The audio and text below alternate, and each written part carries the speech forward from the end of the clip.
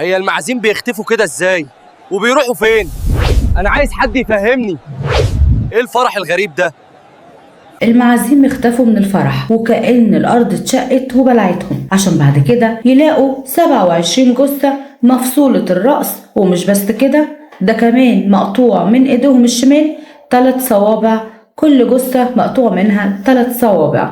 عشان تبدأ الأحداث المرعبة اللي حصلت في الشرقية سنة 1970. كملوا الحكاية للنهاية، بس تصلوا على النبي عليه الصلاة والسلام في التعليقات. تبدأ الحكاية في الشرقية لمزارع أول لما خرج الفجر عشان يشوف الأرض بتاعته، اتفاجئ إن هو لقى 27 جثة و27 راس للجثة دي. ومش بس كده، لا ده كمان الإيد الشمال مقطوع منها 3 صوابع، والكلام ده كان قايم على كل الجثث عشان طبعا يصرخ وينادي الناس كلها. وفجأة تتجمع أهالي القرية كلها عشان يتفاجئوا باللي حصل ده، لأن كل واحد كان من العائلات دي كان ليه ميت من الميتين 27، عشان يتصلوا بالشرطة فورا. وتيجي الشرطة تبدأ تعمل تحرياتها عشان تكتشف الشرطة بعد التحريات إن كل الجثث اللي في الأرض دي كانوا معازيم من ضمن فرح لعم زين الراعي. وده كان فرح معمول لبنت عم زين. عم زين الراعي ده كان معروف ان هو راجل بركة، وكان ضرير ما بيشوفش، وعشان كده الناس كانت بتعتبره بركة لان الناس كلها كانت بتحبه، وكان بيعمل مساعدات خير كتير للناس. زائد ان هو كان بيفك اي حاجة فيها اذى لاي حد. لو واحد بنته متأخر عنها الجواز كان يفك لها العمل، ولو حد كان بيعاني من اي حاجة تخص اي حاجة فيها حسد او سحر او اي حاجة كان بيفكها وبدون اي مقابل. وعشان كده الناس اعتبرته ان هو راجل بركة مش دجال. وتبدأ الشرطة تدور على باقي المعازيم اللي كانوا في الفرح، وتدور على عم زين الراعي نفسه هو والعريس وبنته، ولكن كل دول ما كانش ليهم اي اثر. عشان طبعا هنا الشرطة تقول والناس تقول ان اكيد اللي اختفوا دول اكيد مصيرهم المصير نفس الجثث اللي متقطع رؤوسها في الارض. وتبدأ طبعا يعدي اسبوع وهم مش عارفين يلاقوا اي دليل ولا اي خيط يوصلهم للموضوع ده حصل ازاي ومين اللي عمل المجزرة دي. عشان في اليوم الثامن يتفاجئ ضابط في اسم الزقازيق براجل مسن عجوز داخل ومعاه ابنه الشاب اللي عنده 17 سنة وكان اسمه حسين. ودخل وقرر ان هو يقول اقواله، وبيقول له ان هو كان حاضر من ضمن المعازيم اللي كانوا في الفرح وهو الناجي الوحيد. وقال له انا الوحيد اللي نجيت من الفرح ده، وطبعا انا قررت ان انا اجي واقول اقوالي واللي انا اعرفه. وانا من رأيي انك توقف البحث في القضية دي لانك مش هتلاقي جاني، لان اللي ارتكب الجريمة دي وقتل الناس دي هو الجن. وهنا استغرب الضابط وقال له جن؟ هو في جن يقدر يعمل كده؟ وخد كلامه بمحمل السخرية، ولكن ما كانش قدامه حاجة غير ان هو برضو يسمعه للنهاية، يمكن يطلع بأي معلومة تفيده في القضية أو يلقط أي خيط يوصله لأي حاجة في القضية اللي مش مفهومة دي خالص. وبدأ يسمعه، وبدأ حسين يحكي الحكاية وبيقول ان هو راح حضر الفرح وكان قاعد وسط المعازيم، وكان عم زين الراعي كان قاعد وحاطط ايده على عصايته وساند راسه، وطبعا هو المفروض ان هو كان ضرير. فجأة وهو بيبص على عم زين لقاه ان هو عمال يحرك شفايفه وكأنه بيكلم حد هو مش شايفه، ولقاه مستمر في الكلام وان هو بيحرك شفايفه.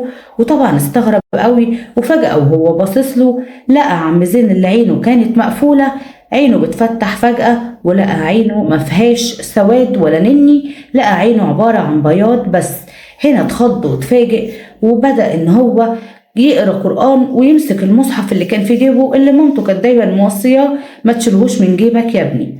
وقررت طبعا ان انا افضل اقرا قرآن لان تملكني الرعب، لان اول لما شفت عم زين بالشكل ده ابتديت في الوقت نفسه احس في سخونه غريبه كده من حواليا، واحس وكأن ناس كتير داخله حواليا في الفرح، وناس انا مش شايفهم، يعني كأن الناس دخلت لكن انا مش شايفهم، لكن حاسس بيهم، حاسس بدبة رجليهم في الارض.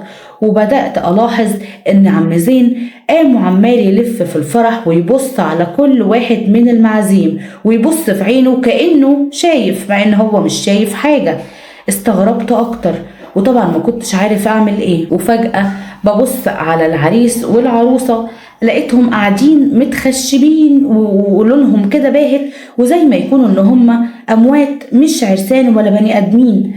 هنا قررت ان انا قلت اروح اكلم عم زين نفسه واشوف ايه الحكايه، ولكن كل ما كنت اجي اقرب من عم زين الاقي وكأن في سور بيني وبينه، حاجه كده سد، كل ما اجي اقرب كانت تصدني عنه. وهنا اترعبت اكتر، وفجأة اسمع صوت ست بتصرخ، وبص الاقي واحدة مرمية تحت رجلين العريس والعروسة وراسها مفصولة وايديها الشمال مقطوع منها 3 صوابع. طبعا ساعتها اتفزعت وقعدت احذر الناس، والناس زي كانت ما يكون ان هي مغيبة عن الوعي او متسيطر عليهم بشكل ما. الناس ما كانتش حاسة بأي حاجة، وطبعا الدم كان مطرطش على العريس والعروسة وهم كمان ولا عندهم أي إحساس بأي حاجة، وقاعدين بنفس التخشيبة اللي هم قاعدينها. وببص على رجليهم، فجأة لقيت رجليهم لونها أسود وطلع منها شعر كثيف جدا. وأنا طبعا ساعتها اترعبت لما لقيت العدد بدأ يزيد في إن الرؤوس عمالة تطير بتاعت الناس وجثث عمالة تترمي قدامي. بقيت طبعا عمال اقرا في القرآن وماسك القرآن في ايدي وعمال اجري واحاول ان انا اطلع بره، وانا عمال اسمع اصوات غريبة حواليا، صوت دق في الارض، دبة رجل في الارض، كأن ناس عمالة تجري من حواليا، واصوات غريبة وكأن وحوش مفترسة عمالة تجري عشان تلتهم جثث. وما بقيتش عارف اعمل ايه، لغايه ان انا فضلت اجري لحد لما خرجت بره الصوان اللي كان منصوب للفرح. واول لما خرجت بره وحمدت ربنا ببص ورايا عشان اشوف ايه اللي بيحصل، لقيت ان مفيش فرح اصلا، وما لقيتش اي لمعالم الفرح ده. واول طبعا ما وصلت للبيت دخلت في حاله نفسيه وعصبيه لسه فايق منها دلوقت، عشان كده جيت وقررت ان انا احكي اللي حصل.